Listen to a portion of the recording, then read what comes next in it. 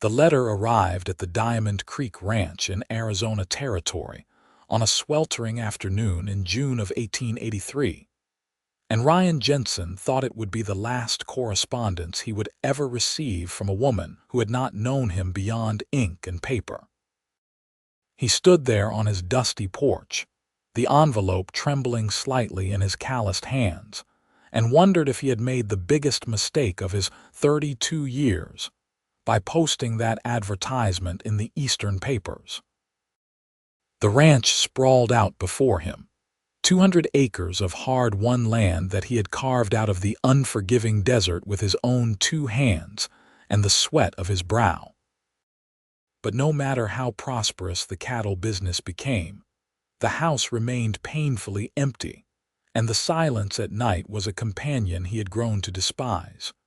Ryan tore open the envelope and found not just a letter but a small photograph.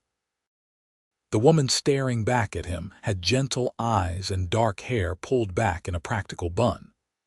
Her name was Deanna Foster, and she wrote in careful script about her life in southern Germany, a small village near the Rhine where her family had farmed for generations. She spoke of losing her parents to illness within months of each other, of having no siblings, and of wanting to start fresh in America, where she had heard a woman could build a new life if she was willing to work hard. She mentioned she was 27 years old and unmarried, something that had made her an object of pity in her village. But what caught Ryan's attention most was the final paragraph where she wrote about the seeds. "I have collected seeds from my homeland," she wrote, "including roses that my mother tended, herbs that my father grew, and vegetables that have fed my family for generations. If you would have me, I would bring these with me to plant in American soil. Perhaps they will take root as I hope to do." Ryan read that paragraph 3 times before carefully folding the letter and tucking it into his shirt pocket, right over his heart. He walked to the edge of his porch and looked out at the land that had consumed his adult life. The cattle grazed peacefully in the distance, and his small crew of ranch hands were working on repairing fences near the southern boundary. He had built something substantial here, something worth sharing. He went back inside and sat down at his rough-hewn table to write a response, inviting Deanna Foster to come to Arizona Territory and become his wife. 6 weeks later, Ryan found himself standing on the platform of the Wickenburg train station, his best shirt pressed and his boots polished to a shine that was entirely unfamiliar to them. The train whistle blew in the distance, and his heart began to pound in a way it had not done since he had faced down a charging bull that had gotten loose 3 years prior. He removed his hat and ran his fingers through his sandy blonde hair, then replaced it, then removed it again.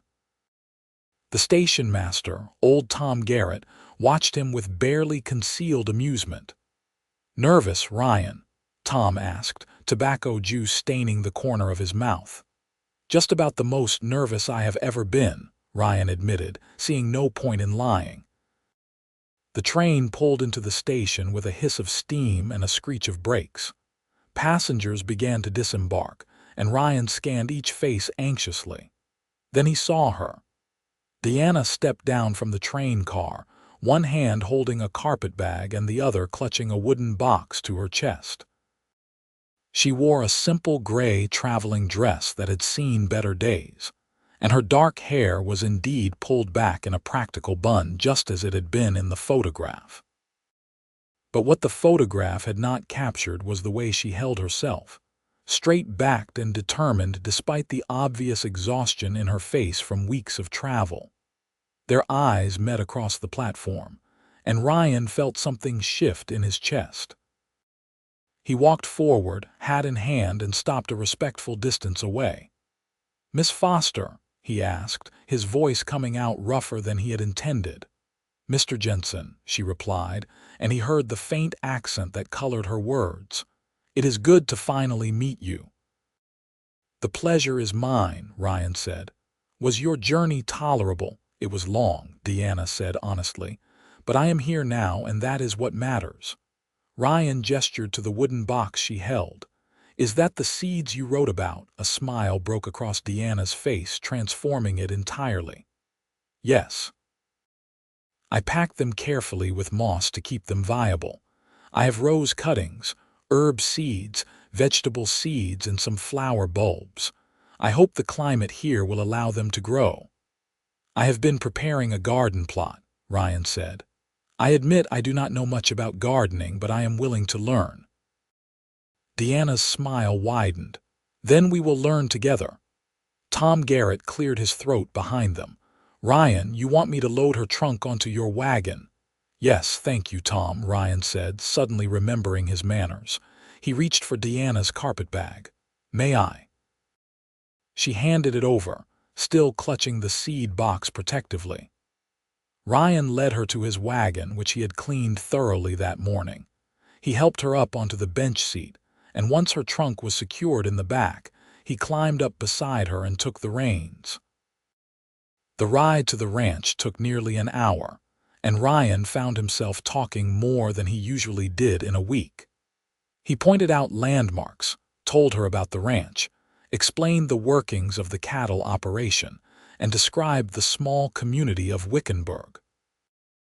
Deanna listened attentively, asking intelligent questions and occasionally commenting on how different the landscape was from Germany.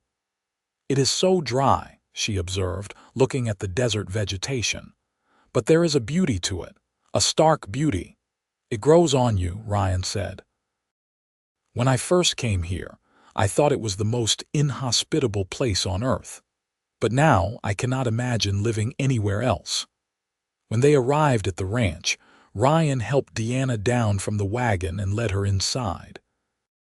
The house was modest but well built, with a main room that served as kitchen and living area, 2 bedrooms, and a small washroom that Ryan had added 2 years prior. He had cleaned everything until it shone, and he had even picked some desert wildflowers and put them in a jar on the table. Deanna set down her seed box carefully and turned in a slow circle, taking it all in. "You have made a good home here," she said softly. "I hope you will feel it is your home too," Ryan said. "I have prepared the spare bedroom for you. I thought we could get to know each other a bit before the wedding. The circuit preacher comes through Wickenburg once a month, and he is due back in 2 weeks, if that suits you." Relief flooded Deanna's face. "That suits me very well. Thank you for your consideration." Over the next 2 weeks, Ryan discovered that Deanna Foster was nothing like what he had expected and everything he had not dared to hope for. She rose before dawn each day and insisted on learning the rhythms of the ranch. She could not ride a horse well, but she was determined to learn. She could not rope a steer, but she could mend fences with surprising skill. She could not shoot straight, but she kept the house cleaner than it had been since Ryan's mother had visited 5 years prior. But what truly amazed Ryan was watching Deanna with her seeds. The morning after she arrived, she asked him to show her the garden plot he had prepared. He led her to a section of land near the house that he had cleared and fenced to keep out wildlife. The soil was poor, and he told her so apologetically. Deanna knelt down and ran her fingers through the earth. "It needs amending," she said. "Do you have animals, manure?" "Plenty of that," Ryan said with a slight grin. "Then we will enrich the soil. It will take time, but these seeds are patient. They have waited this long." For days, Deanna and Ryan worked side by side in the garden. Ryan hauled wheelbarrows of aged manure from the barn and mixed it into the soil while Deanna directed him. She had a knowledge of the earth that he found fascinating. She explained how different plants needed different nutrients, how some vegetables grew well together while others competed, how herbs could repel certain pests. Ryan found himself hanging on her every word, not just because the information was useful, but because her face came alive when she talked about growing things. "My father taught me," she explained one afternoon as they worked together, both of them covered in dirt and sweat. He said that understanding plants was understanding life itself. They need the right foundation, the right nourishment, the right care, just like people. Ryan paused in his digging and looked at her. Your father sounds like he was a wise man. He was, Deanna said, and sadness flickered across her face. I miss him terribly. I miss both my parents, but I think they would be glad to know their seeds are being planted in new soil, that their legacy continues. I am sorry you lost them, Ryan said quietly. My parents are still alive, living in Colorado. I have not seen them in a few years. I keep meaning to visit, but the ranch keeps me busy. You should go see them, Deanna said. Family is precious. You do not realize how precious until it is gone. That evening, as they sat on the porch watching the sun set over the desert, Ryan realized he was falling in love with Deanna Foster. It was not the sudden, dramatic feeling he had always heard about in songs and stories. It was quieter than that, deeper. It was the way she hummed German songs while she worked. It was the careful way she handled her seed box, as though it contained treasure more valuable than gold. It was the way she listened when he talked about his dreams for the ranch, asking questions that showed she truly cared about his answers. It was the way she had started to feel like she belonged here, like the house had been waiting for her all along. The wedding took place on a hot July afternoon in the small church in Wickenburg. Ryan wore his Sunday best, and Deanna wore a simple white dress she had sewn herself from fabric she had bought at the general store. Tom Garrett stood up as Ryan's witness, and the storekeeper's wife, Martha, stood up for Deanna. The circuit preacher, Reverend Paul Miller, performed the ceremony in 15 minutes flat, as he had 3 more weddings to conduct that day in neighboring settlements. When Reverend Miller pronounced them man and wife, Ryan kissed Deanna chastely on the lips, and she blushed prettily. They had a small celebration dinner at the local restaurant, paid for by Ryan, with Tom and Martha and a few of Ryan's ranch hands in attendance. Then Ryan and Deanna rode back to the ranch in the wagon as the sun began to set, officially beginning their life together as husband and wife. That night, in the privacy of their bedroom, Deanna came to Ryan nervously. He was gentle with her, patient, and afterwards she lay in his arms and whispered, I was afraid I would never find this. A home, a partner, a future. You have all of that now, Ryan whispered back. And I promise I will do everything in my power to make sure you never regret coming here. I already know I will not regret it, Deanna said, and she kissed him again. The garden became their shared project, their joint endeavor. Deanna had brought seeds for roses, lavender, sage, thyme, rosemary, tomatoes, cucumbers, cabbage, lettuce, and several varieties of flowers whose names Ryan could not pronounce. She had also brought bulbs for tulips and daffodils.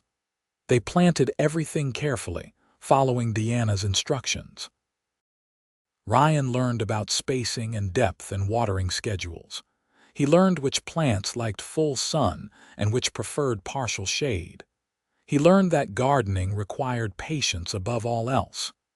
It is like raising children, Deanna said one morning as they watered the newly planted rows. You give them what they need, you protect them from harm, but ultimately they must grow on their own. Do you want children? Ryan asked, the question coming out before he could stop it. Deanna looked at him, her eyes soft. I do, very much. Do you? I always hoped for a family, Ryan admitted. A house full of children seemed like a dream that might never come true when I was living here alone. But now it seems possible, Deanna finished for him. Now it seems inevitable, Ryan said, and he kissed her right there in the garden, not caring that they were both covered in dirt and that his ranch hands might see them from the far pasture. The seeds from Germany took to Arizona soil better than either Ryan or Deanna had dared to hope. Within 2 weeks, tiny green shoots began to push through the earth. Deanna checked them every morning with the devotion of a mother watching over newborns. She watered carefully, pulled weeds religiously, and chased off any insect that dared to threaten her plants. Ryan found her dedication both amusing and touching, but it was not just Diana's seeds that were taking root. Deanna herself was settling into life on the ranch with a determination that impressed everyone she met. She befriended Martha from the general store and began attending the monthly women's social gatherings in Wickenburg. She learned to ride a horse competently, though she would never be a skilled rider. She learned to shoot a rifle well enough to scare off coyotes, though Ryan still handled any serious threats. She learned the business side of ranching, helping Ryan with his accounts and paperwork with an aptitude for numbers that surprised them both. "I kept my father's farm records," she explained when Ryan commented on her skill. "Numbers are universal, even across languages." The ranch hands, initially skeptical of the foreign bride their boss had acquired, grew to respect Deanna. She learned their names, remembered details about their lives, and often made extra food that she sent out to them during long working days. When one of the hands, a young man named Billy Cooper, broke his arm during a roundup, Diana insisted he stay in the house where she could look after him properly. She set the bone with confidence that suggested medical knowledge, and when Ryan asked her about it, she explained that in her village, everyone had to know basic medical care as the nearest doctor had been a day's ride away. "You are full of surprises," Ryan said, watching her work. "I had to be resourceful to survive," Deanna replied. "Germany is not so different from here in that way. The land is hard, and those who work it must be harder." As summer deepened, the garden exploded with growth. The roses Deanna had brought as cuttings established themselves and began to bud. The herbs grew fragrant and lush, their scents reminding Deanna of home. The vegetables thrived in the heat, growing larger and more abundant than Diana had expected. She began harvesting lettuce and cucumbers by late July, and the tomatoes promised a bountiful crop. Ryan found himself spending more time in the garden than he had ever imagined he would. There was something peaceful about working the soil with Deanna, about watching things grow under their combined care. The garden became a metaphor for their marriage itself. They had started with seeds of possibility, planted them with hope, and were now watching something beautiful take root. "Look," Deanna said one August morning, her voice filled with excitement. She was kneeling beside the rose bush, and Ryan walked over to see what had captured her attention. A single perfect rose had bloomed, deep red and fragrant. Tears streamed down Deanna's face. "This was my mother's favorite rose. She called it Bleeding Heart because of its color. I was not sure it would survive the journey, but here it is, blooming in America." Ryan knelt beside his wife and pulled her into his arms. "Your mother would be proud to see it," he said, "and proud to see you. You have built something beautiful here, Deanna." "We have built something beautiful," Deanna corrected. "This garden exists because of both of us. You prepared the soil, you hauled the water, you protected it from animals. These are our seeds now, our roses, our future." That night, Deanna told Ryan she believed she might be pregnant. It was too early to be certain, but her body was giving her signs that she recognized. Ryan felt a joy so profound, it nearly brought him to his knees. He held Deanna close and whispered promises about the future, about the family they would build, about the legacy they would create together on this land. The rest of the summer passed in a blur of work and anticipation. The ranch prospered under Ryan's management and Diana's organizational skills. The garden produced more vegetables than they could eat, and Diana began preserving food for the winter, teaching Ryan the methods her mother had taught her. She made pickles and jams, dried herbs and flowers, and stored root vegetables in the cool cellar Ryan had built years before. Diana's pregnancy was confirmed by the doctor in Wickenburg in September. She was due in March, and both she and Ryan were elated. They began preparing the spare room as a nursery, and Diana started sewing baby clothes from soft fabric Martha helped her select. Ryan built a cradle from oak wood, carving careful designs into the headboard. He worked on it every evening after dinner, and Diana would sit with him, her hands busy with sewing while they talked about names and futures, and all the possibilities their child represented. "I want to teach our children about both our heritages," Diana said one night. "About your American frontier spirit and my German traditions. I want them to know where they come from."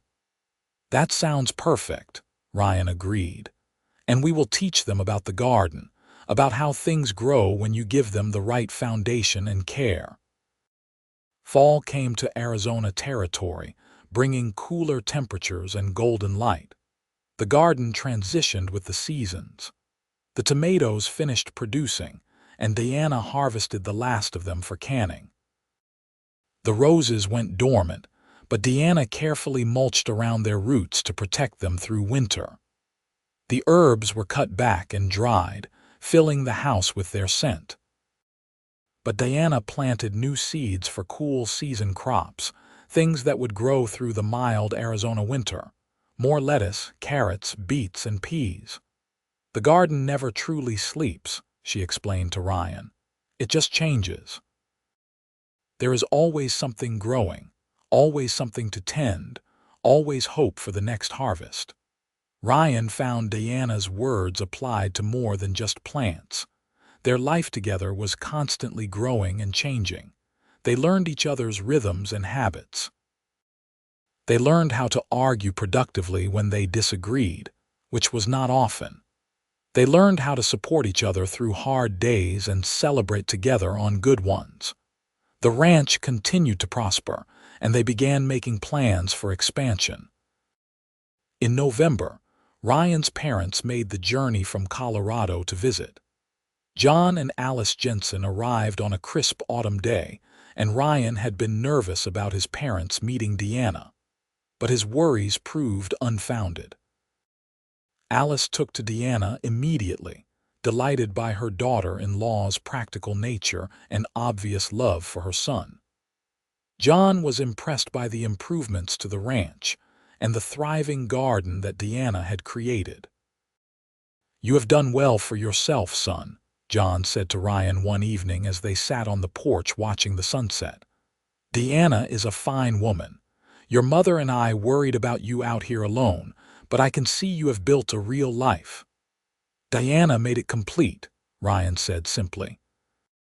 "I had the ranch, but it was not a home until she came. She brought life to this place in ways I had not even realized were missing." John nodded thoughtfully. "Your mother and I had that kind of partnership. It is the foundation of a good life, son. You have chosen well." Ryan's parents stayed for 2 weeks, and during that time, Alice taught Diana some American cooking traditions while Diana shared German recipes with her mother-in-law. The two women spent hours in the kitchen, laughing and talking, while Ryan and his father worked on ranch projects. By the time John and Alice returned to Colorado, Diana felt she had gained not just in-laws but true family. Winter in Arizona territory was mild compared to what Diana had known in Germany, but it still brought changes. The ranch work slowed somewhat, though the cattle still needed tending and there were always repairs to be made. Diana's pregnancy progressed smoothly, and as her belly grew, Ryan became increasingly protective. He insisted she avoid any heavy work, though Diana argued she was perfectly capable. "I am pregnant, not fragile," she protested when Ryan refused to let her help with butchering a hog in December. "I know," Ryan said, But humor me. You are carrying our child, and I want to make sure both of you stay healthy." Deanna softened and kissed his cheek. "You are a good man, Ryan Jensen. Our child is lucky to have you as a father." The garden slept lightly through winter, but Diana's cool season crops flourished. They had fresh lettuce and greens through the cold months, and the root vegetables she had planted developed sweet flavor in the cooler temperatures. Even in January, when frost occasionally touched the desert, the garden provided food and beauty. Diana spent the winter months preparing for the baby's arrival. She sewed a layette of tiny gowns, knitted soft blankets, and organized the nursery down to the smallest detail. Ryan completed the cradle and placed it beside their bed, where the baby would sleep for the first months. They read books about child rearing that Martha loaned them from the lending library in Wickenburg, and they talked endlessly about what kind of parents they wanted to be. "I want our children to know they are loved unconditionally," Deanna said one night as she rested against Ryan's chest, his hand on her swollen belly. "I want them to feel safe to be themselves, to explore the world, to make mistakes and learn from them." "They will know that," Ryan promised. "With you as their mother, how could they not?" February brought warmer days and the first signs of spring. Diana's roses began to bud again, the perennial herbs sent up new growth, and the garden prepared to transition into the growing season. Deanna planted tomato seeds in small pots inside the house, starting them early so they would be ready to transplant when the weather warmed. Her due date was approaching, and she moved more slowly now, her body heavy with child. On a warm afternoon in early March, Deanna's labor began. Ryan had been prepared for this moment for weeks, but when it actually arrived, he found himself nearly panicking. He rode to Wickenburg as fast as his horse could carry him to fetch the midwife, an experienced woman named Clara Henderson, who had delivered half the babies in the territory. Clara arrived at the ranch with her medical bag and a calm demeanor that immediately steadied Ryan's nerves. "First babies take their time," Clara said. "Go make yourself useful, Ryan. Boil water, gather clean linens, but stay out of my way and let me do my work." Ryan did as he was told, though every sound from the bedroom where Deanna labored made his heart clench.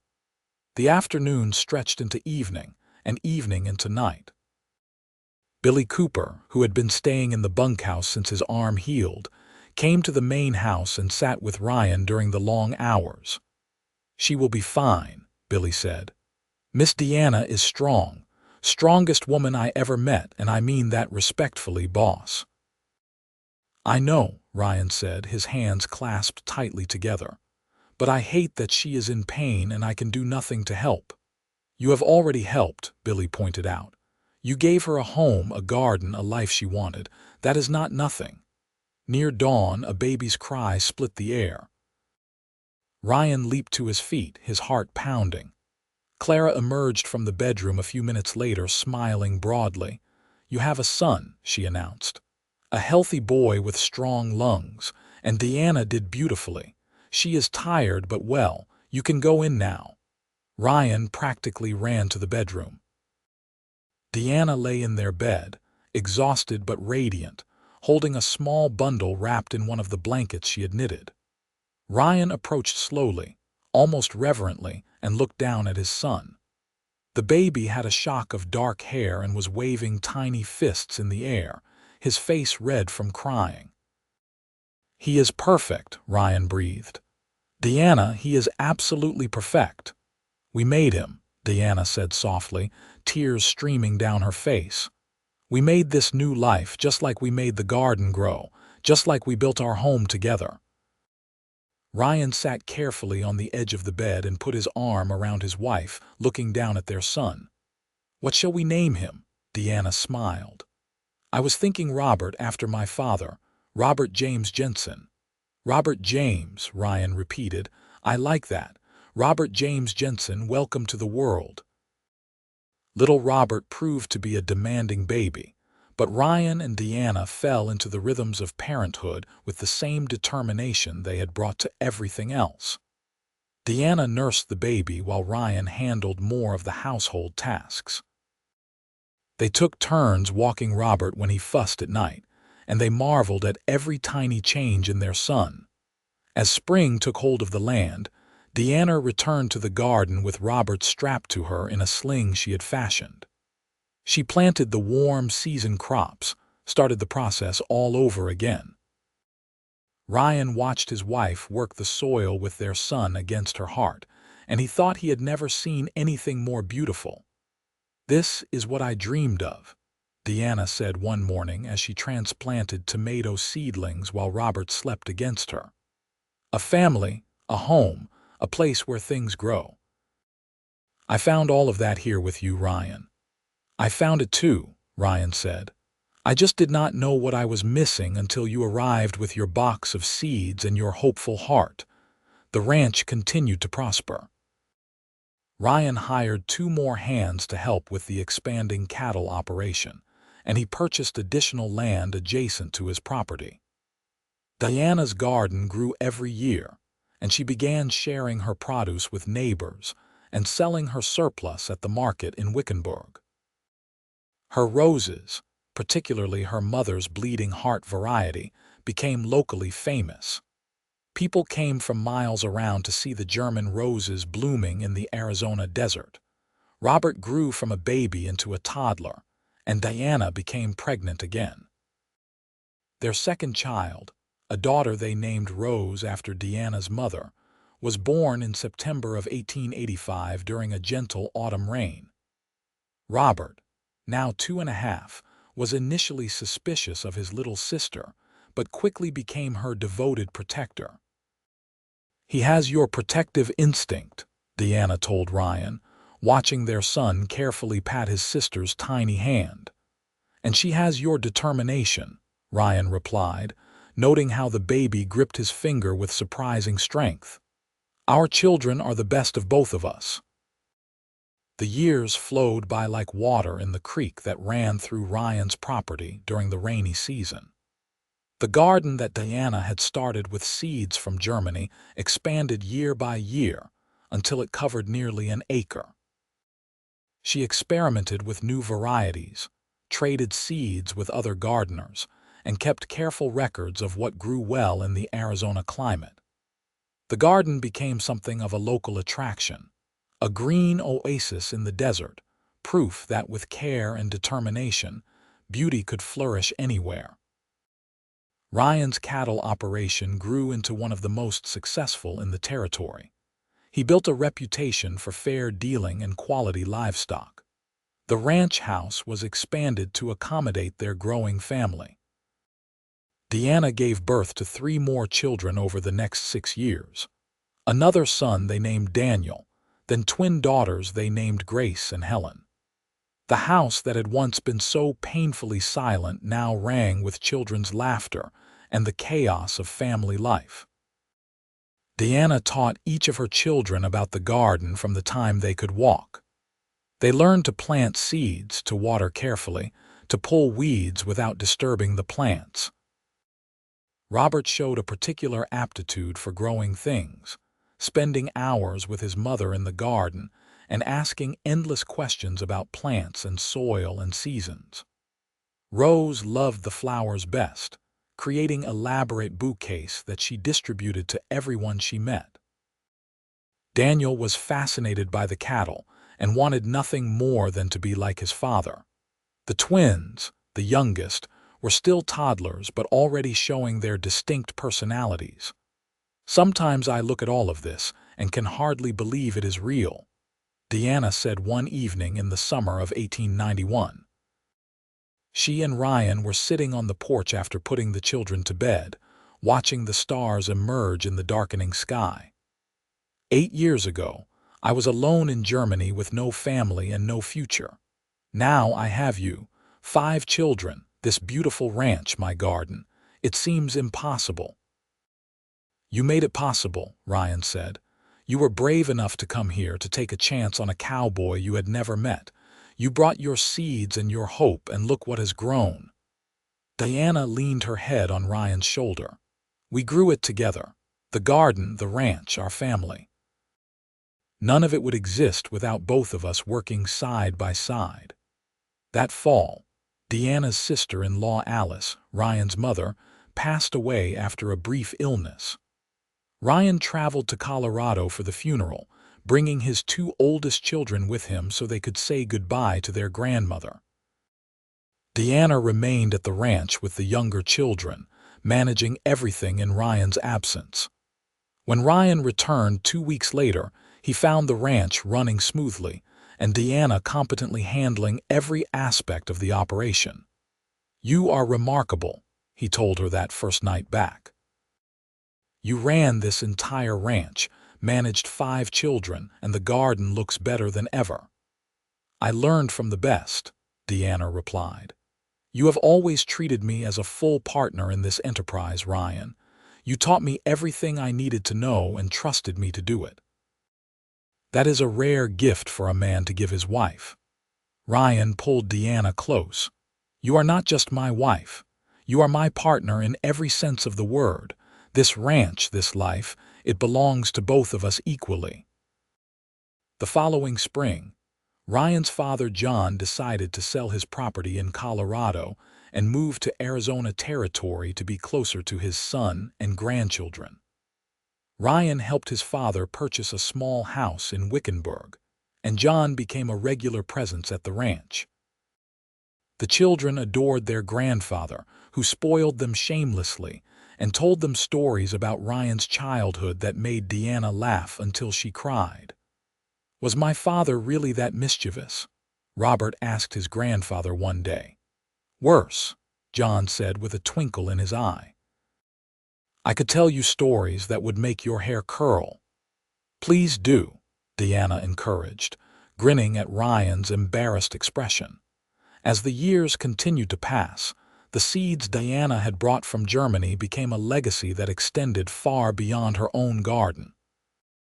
She shared seeds with neighbors, with friends, with anyone who showed an interest in growing things. Her German roses could be found blooming in gardens throughout the territory. Her herb varieties were prized for their flavor and fragrance. Her vegetable seeds produced abundant crops that fed countless families. "You have changed the landscape," Martha from the general store told Deanna one day. "When you first came here, nobody had gardens like this. Now there are flowers and vegetables growing all over Wickenburg, and it is all because you shared your knowledge and your seeds." Deanna blushed at the praise. "Plants are meant to be shared. My mother taught me that. She said that hoarding seeds is like hoarding joy. The more you give away, the more you have." In 1895, when Robert was 12 years old, he announced that he wanted to become a botanist. He had been reading every book he could find about plant science, and he dreamed of attending university to study agriculture and horticulture. "That is a wonderful dream," Deanna told her son. "Your father and I will do everything we can to make it happen." "You could stay here and run the ranch with me," Ryan offered, though he said it without pressure. "But if your heart is calling you toward something else, you should follow it." "I love the ranch," Robert said carefully. "But I love plants more. I want to understand them the way Mama does, not just how to grow them, but why they grow the way they do. I want to develop new varieties, find ways to help plants thrive in difficult conditions. I want to make a difference." Ryan clasped his son's shoulder. "Then that is what you will do. Your mother and I will support whatever path you choose." Diana felt tears prick her eyes. Her son wanted to follow in her footsteps, to dedicate his life to growing things. It was more than she had ever hoped for. The younger children were developing their own interests and personalities as they grew. Rose, at 10, was beautiful and social, making friends wherever she went. She talked about wanting to become a teacher so she could work with children. Daniel, at 8, was his father's shadow, learning everything he could about ranching and announcing regularly that he would take over the Diamond Creek Ranch one day. The twins, Grace and Helen, now 6 years old, were inseparable and shared a love of music, spending hours singing together in perfect harmony. "We have been blessed," Ryan said to Deanna one night as they lay in bed listening to a coyote calling in the distance. "5 healthy children, each one unique and wonderful. A successful ranch. A garden that produces abundance year after year. I think about that lonely man who posted an advertisement in an Eastern newspaper, and I can hardly believe that was me. I think about the frightened woman who answered that advertisement," Deanna replied. "I was so scared, Ryan. Scared of leaving everything I knew, scared of coming to a foreign country, scared of meeting a stranger and binding my life to his. But I was also hopeful. I thought that maybe, just maybe, I could find a new home, a new family, a place where I could plant roots and grow, and I found all of that and so much more." Ryan kissed his wife tenderly. "You brought the seeds, but we planted them together. That is what I will always remember. Everything good in my life came from that partnership." In 1896, Arizona Territory experienced a severe drought. The cattle suffered, water became scarce, and many ranchers struggled to keep their operations running. But Diana's garden, built on years of soil improvement and careful water management, fared better than most. She had designed an irrigation system that conserved water, and she had chosen drought-tolerant varieties that could survive dry periods. The garden still produced food when many others had failed. Diana organized the women of Wickenburg to share resources and knowledge. She taught water conservation techniques, shared seeds of hardy varieties, and helped families establish gardens that could survive difficult conditions. Ryan organized the ranchers to share grazing lands and water sources, ensuring that everyone's cattle had a chance to survive. "We get through hard times by working together," Deanna told the women's group she had organized. "In my village in Germany, we knew that cooperation was the key to survival. That knowledge is just as valuable here."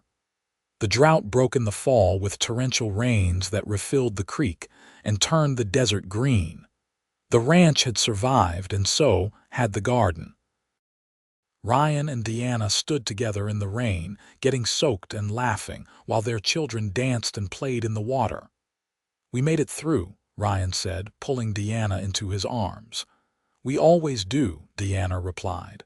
"Together, we can weather anything." As the century drew to a close, Robert prepared to leave for university. He had been accepted to an agricultural college in California, and though Deanna was proud, she also felt the pain of letting her firstborn go. The night before Robert left, he and Deanna walked through the garden together, just the two of them. "Thank you for teaching me to love growing things," Robert said. "For showing me that there is magic in a seed, that with patience and care, you can create beauty and life from nothing but dirt and water and hope. You were always meant for this," Deanna said, squeezing her son's hand. "From the time you were a little boy helping me plant tomatoes, I could see your passion for plants. You are going to do wonderful things, Robert. You are going to make a difference in the world." "I learned how to make a difference from you," Robert said. "You came to a foreign land and transformed it. You shared your knowledge and your seeds, and you changed people's lives. That is what I want to do too." Deanna embraced her son, tears streaming down her face. "I am so proud of you. Your grandfather Robert would be proud too. You carry his name and his legacy forward." Robert left the next morning, and Deanna watched the wagon carry him toward Wickenburg, where he would catch the train to California. Ryan stood beside her, his arm around her waist.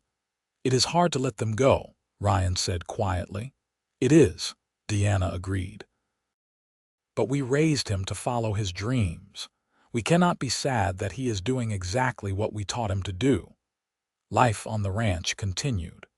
Rose attended the newly established school in Wickenburg and excelled in her studies, still determined to become a teacher.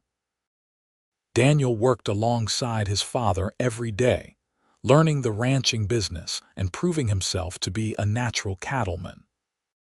The twins, Grace and Helen, discovered they had beautiful singing voices and began performing at church services and community gatherings, bringing joy to everyone who heard them. Diana's garden remained the heart of the property, a constant reminder of where their family's story had begun. Every spring when she planted new seeds, Diana thought about that first year when she and Ryan had worked side by side to establish the garden. Every summer when the roses bloomed, she thought about her mother and the legacy of love that had traveled across an ocean. Every fall when she harvested the final vegetables, she thought about abundance and blessings. Every winter when the garden rested, she thought about renewal and hope. In 1900, Robert returned home from university for a visit, bringing with him a young woman named Emma Parker, whom he introduced as his fiancée. Emma was studying botany as well, and she and Robert had fallen in love over their shared passion for plants. Diana and Ryan welcomed Emma warmly, delighted to see their son so happy. "We want to get married here at the ranch," Robert told his parents. "In the garden, if that is all right with you.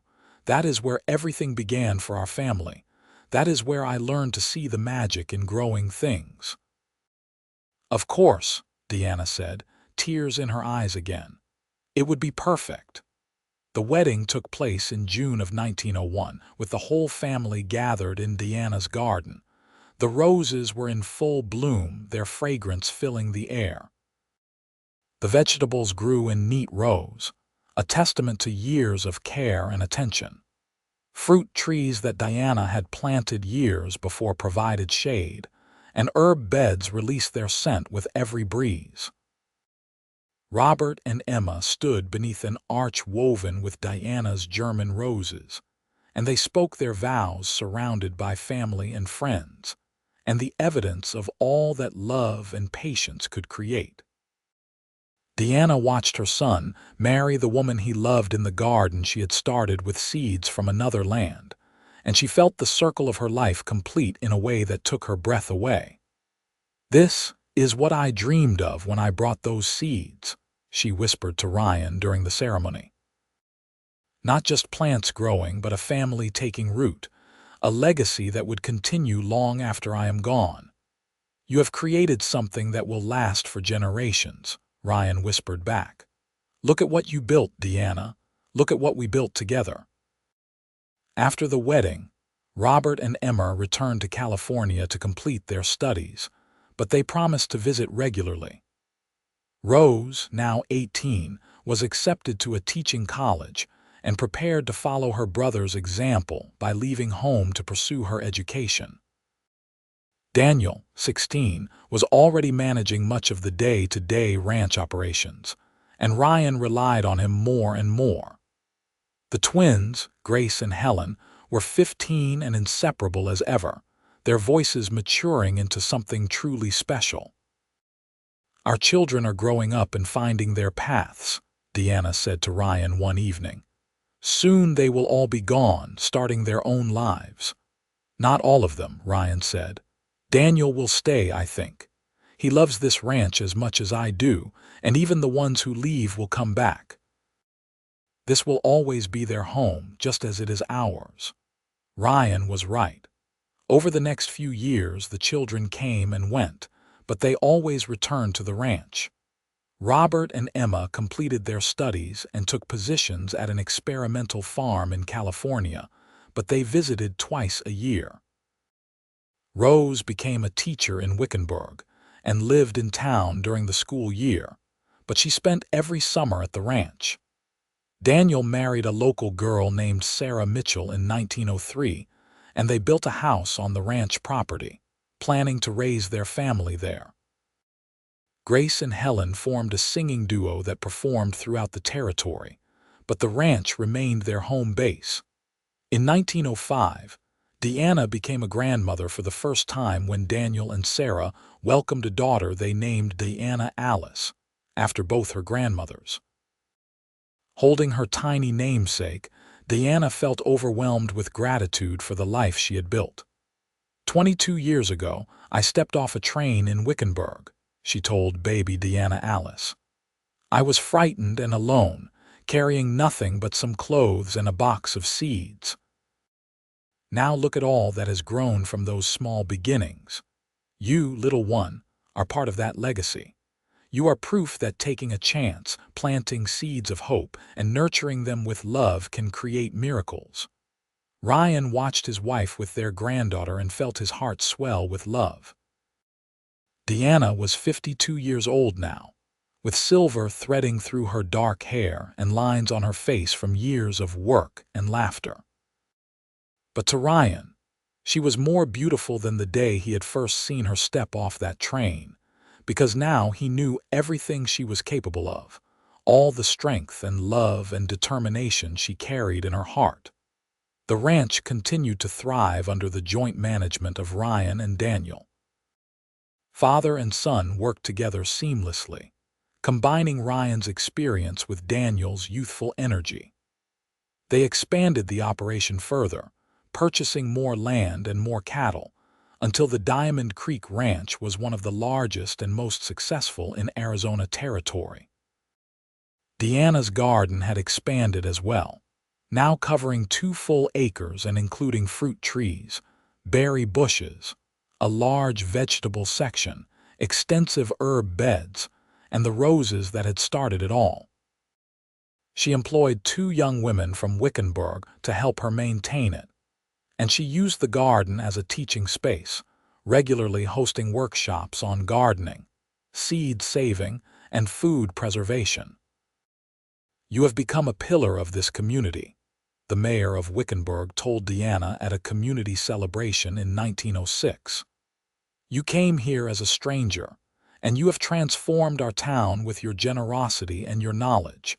On behalf of everyone here, I want to thank you. Deanna blushed at the public praise. I only did what felt right. I shared what I knew because that is what my parents taught me to do. Knowledge and seeds are meant to be shared, not hoarded. In 1907, Robert and Emma returned to Arizona territory with news that changed everything. They had been offered positions at the newly established agricultural college in Tucson, and they would be moving back permanently. Moreover, Emma was pregnant with their first child. Deanna wept with joy when she heard the news. Her firstborn was coming home, and she would have another grandchild. Robert and Emma purchased a house in Tucson, close enough to visit the ranch regularly, but far enough that they could establish their own independence. Life settled into a comfortable rhythm. The family gathered for major holidays and celebrations, filling the ranch house with noise and laughter. Deanna and Ryan, now in their 50s, began to slow down a bit, letting the next generation take on more responsibility. But Deanna still tended her garden every day, finding peace and purpose in the work of growing things. I will never stop, she told Ryan when he suggested she might want to hire more help. This garden is my heart. Working in it, watching things grow, it reminds me of everything we have built together. As long as I am able, I will be out here with my hands in the soil. In 1909, Arizona territory was moving closer to statehood, and excitement filled the air. The region was changing, growing, developing. Wickenburg had electric lights now and a telephone system. Automobiles occasionally appeared on the roads, strange contraptions that frightened the horses. The wild frontier that Ryan had known when he first came to Arizona was slowly being tamed, but some things remained constant. The garden still grew year after year. The cattle still grazed on the open range. The family still gathered around the dinner table, sharing food and stories and love. The roses from Germany still bloomed every spring, their fragrance a bridge between the past and the present. "I have been thinking about our legacy," Deanna said to Ryan one evening as they sat in the garden watching the sunset. "About what we will leave behind when we are gone." "We have 5 wonderful children," Ryan said. 3 grandchildren so far, with more on the way, I hope. A successful ranch that will support generations of our family. A garden that has provided beauty and sustenance for decades. That seems like a pretty good legacy to me." "It is," Deanna agreed. "But I want to make sure the story survives too. How we met, how we built this life together, how something that started with seeds from another land grew into all of this. I have been writing it down, keeping a journal of our life together. I want our grandchildren and great-grandchildren to know where they came from." "That is a wonderful idea," Ryan said. "They should know about the brave woman who crossed an ocean and a continent with nothing but hope and a box of seeds. They should know about the partnership that built all of this." In 1910, Rose married a schoolteacher named Thomas Fletcher, and they settled in Wickenburg, where both of them taught at the growing school. Grace and Helen, still unmarried at 25, continued to perform together, traveling throughout Arizona territory and into New Mexico and California. They were well known now, their harmonies earning them invitations to perform at prestigious venues. Daniel and Sarah had 2 more children, a son named Ryan after his grandfather, and another daughter they called Margaret. Robert and Emma had 3 children in quick succession, 2 boys and a girl. The ranch house was expanded again to accommodate family gatherings that now included 3 generations. Diana's 60th birthday in 1916 was celebrated with a grand party that brought together family and friends from across the territory. Nearly 100 people gathered at the ranch, and Diana felt overwhelmed by the outpouring of love. She stood in her garden, surrounded by the people she loved and the plants she had nurtured, and felt a deep sense of completion. "I could not have imagined this when I was a lonely young woman in Germany," she told the assembled crowd.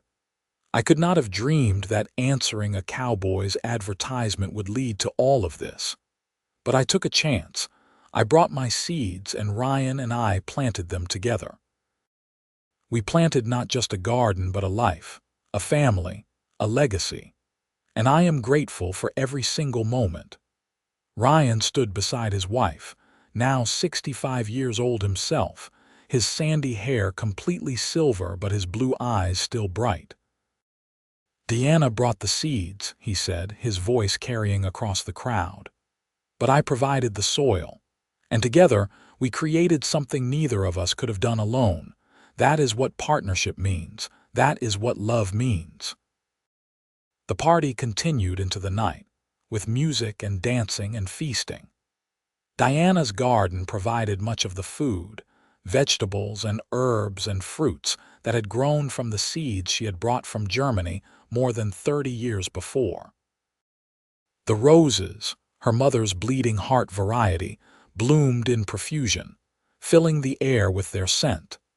As the party wound down and guests began to depart, Deanna and Ryan walked through the garden together, hand in hand, as they had done countless times over the years.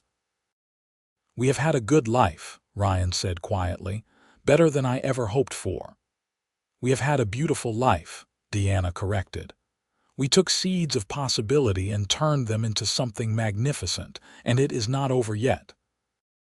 There are still seasons ahead of us, still things to grow and tend and nurture. As long as I have you beside me, I am ready for whatever comes," Ryan said. "And you will always have me," Deanna promised. "In this life and whatever comes after. We planted roots together, Ryan.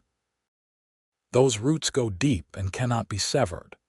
The years continued to pass, each one bringing new joys and occasional sorrows. Ryan's father, John, passed away peacefully in 1918 at the age of 87. Grace married a musician she met while performing, and Helen married his brother, the two sisters remaining as close as ever. Rose and Thomas had 4 children who all showed their grandmother's love of growing things. The number of grandchildren continued to increase until Diana and Ryan lost count, though they loved each one fiercely. The ranch remained prosperous under Daniel's capable management. He had inherited his father's business sense and his mother's work ethic, and the Diamond Creek Ranch was now known throughout the state. Arizona had achieved statehood in 1912, and the territory was fully settled now, the wild frontier days a memory. But Diana's garden remained a constant, a living testament to the power of hope and hard work. She had taught dozens of people how to garden over the years, sharing her knowledge freely. Her seeds had spread throughout Arizona, and plants grown from her original German stock could be found in gardens across the state. In 1923, Diana and Ryan celebrated their 40th wedding anniversary with their entire family gathered at the ranch. There were children and grandchildren everywhere, the house and garden overflowing with family. They renewed their vows in the garden where Robert had married Emma 22 years before, and Diana wore a crown woven from her mother's bleeding heart roses. 40 years ago, I made the best decision of my life when I invited you to come to Arizona, Ryan said during the ceremony. You have been my partner, my love, my best friend. You have brought beauty and life to everything you touch. I love you more now than I did 40 years ago, and I will love you more with every year that remains to us. You gave me a home when I had none, Diana replied, tears streaming down her face. You gave me a family when I was alone. You gave me soil to plant my seeds and the space to grow into the woman I was meant to be. Everything good in my life has come from the partnership we built together. I love you, Ryan Jensen, and I will love you forever.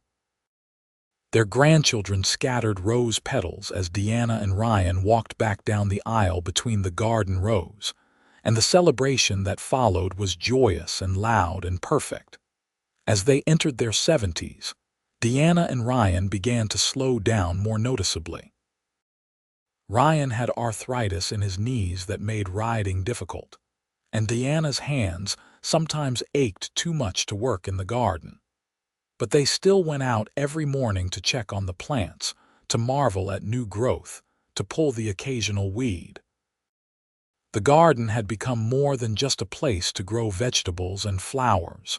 It was a meditation, a prayer, a daily reminder of everything they had built together. I think about those seeds I brought from Germany, Diana said one morning in 1928. She was 72 now, her hair completely white, her face deeply lined, but her eyes were still bright with intelligence and love. Those original seeds are long gone, of course, but their children and grandchildren and great-grandchildren still grow here. That is what legacy means. It is not the original seed that matters. It is what comes after, the endless generations that spring from that first planting. You are the seed that mattered, Ryan said. He was 77 now, moving more slowly but still sharp in mind. You came here, you took root, and look what has grown. 5 children, 16 grandchildren so far, and now great-grandchildren beginning to arrive. A garden that has fed and beautified this community for 45 years. A legacy of generosity and knowledge that has changed countless lives. That is what came from one woman being brave enough to answer an advertisement and cross an ocean. In 1929, Robert published a book on drought-resistant agriculture that included a chapter about his mother's gardening techniques.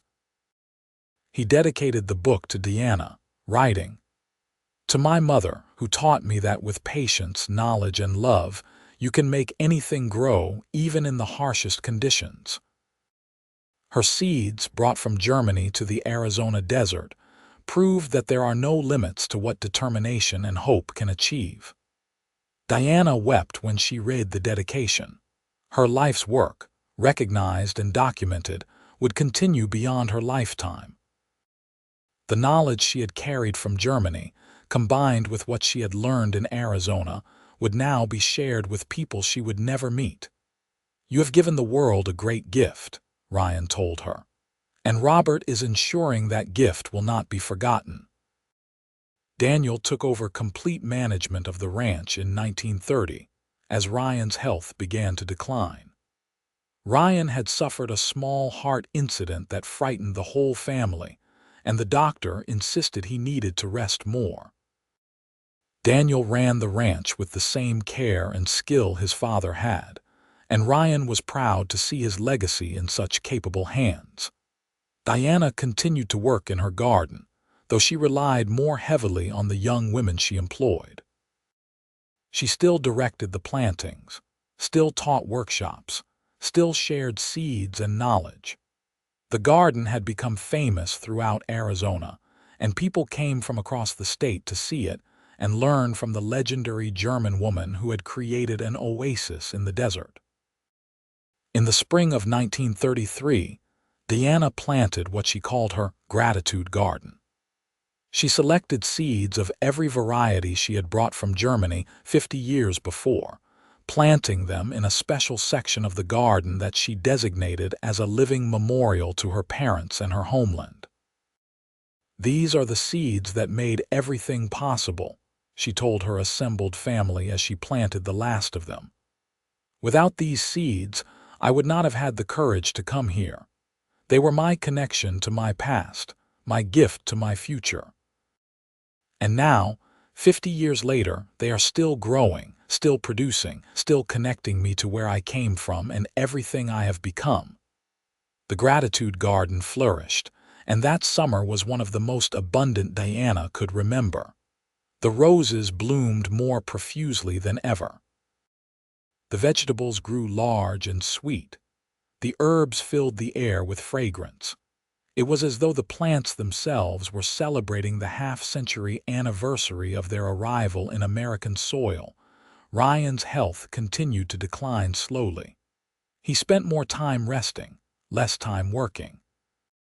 But he still sat with Diana in the garden every evening, watching the sunset and talking about their life together. They reminisced about their early days, laughed about mistakes they had made, marveled at how their family had grown. "I have no regrets," Ryan said one evening in late summer. "I have lived a full life, a good life. I have loved and been loved. I have built something that will outlast me. I am at peace." "Do not talk about leaving me," Diana said, though she knew the truth. Ryan was 82 years old and his heart was failing. The doctor had been clear that it was only a matter of time. "I am not leaving you," Ryan said gently.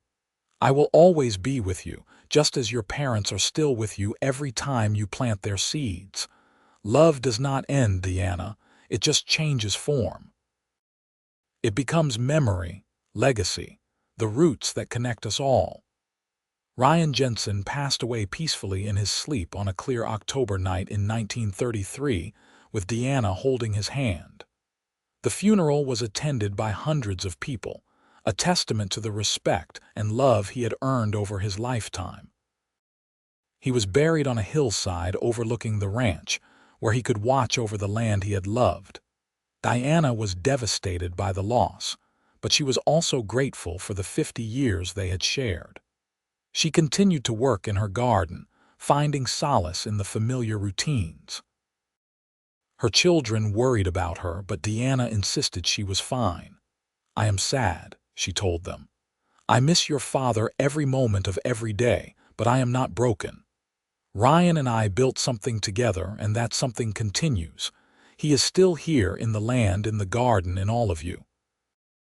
Death cannot erase what we created." Diana lived for another 12 years after Ryan's death.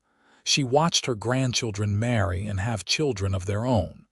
She saw the ranch continue to prosper under Daniel's management. She saw Robert's career flourish as he became a respected voice in agricultural science. She saw Rose become a beloved teacher who influenced hundreds of students. She saw Grace and Helen bring joy through their music. She continued to tend her garden until the very end, though in her final years, she worked sitting in a chair that Daniel brought out for her each morning. Even when her body failed her, her mind remained sharp, and her love for growing things never dimmed. Diana Foster Jensen passed away in her sleep on a warm June morning in 1945, at the age of 89. She died in the house Ryan had built, in the bed they had shared for 50 years, surrounded by the scent of roses drifting in through the open window. Her children, grandchildren, and great-grandchildren gathered for her funeral, and they buried her beside Ryan on the hillside overlooking the ranch and the garden that had been her life's work. At the funeral, Robert spoke about his mother's legacy. "She came here with nothing but seeds and hope," he said. "And she transformed not just this ranch, but this entire community. The plants she brought from Germany still grow here. The knowledge she shared still bears fruit. The love she gave still sustains us." She planted seeds in soil, but she also planted seeds in hearts, and those seeds will continue to grow for generations to come. The garden continued after Diana's death, tended by her granddaughters and great-granddaughters who had learned from her. The roses she had brought from Germany still bloomed every spring. The vegetables still provided food for the family. The herbs still released their fragrance on the breeze. And in the years that followed, as the Diamond Creek Ranch passed from generation to generation, as children and grandchildren and great-grandchildren grew and had families of their own, the story of Diana and Ryan was told and retold. It became part of the family's foundation, a reminder of where they came from and what was possible when two people chose to build something together. The gratitude garden Diana had planted in 1933 was maintained as a memorial to her, and every spring, her descendants gathered there to plant new seeds and remember the brave woman who had crossed an ocean with hope in her heart and seeds in her hands. They told stories of how she and Ryan had fallen in love, how they had worked side by side to build a life, how they had planted roots that went deep and could not be severed. And every summer when the roses bloomed, filling the air with their fragrance, the family remembered that love, like gardens, requires patience and care and commitment.